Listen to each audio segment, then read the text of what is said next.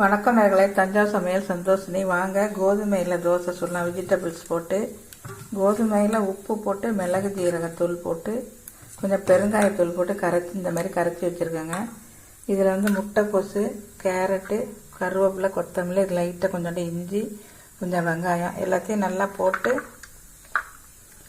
நல்லா இப்படி பிணைஞ்சி போட்டுடலாங்க. அப்போ தாங்க நல்லா தூளாகும். நல்லா பிணைஞ்சிட்டு நம்ம இதில் அள்ளி போட்டுடலாம்.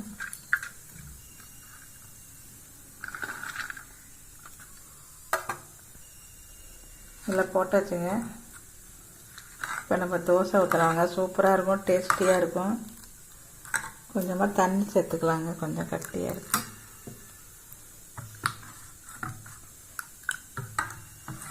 வாங்க இப்போ தோசை கல்ல நெய் போட்டு ஊற்றிடலாம்.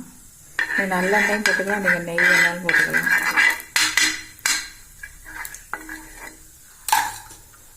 வாங்க இப்போ ஊற்றிடலாம்.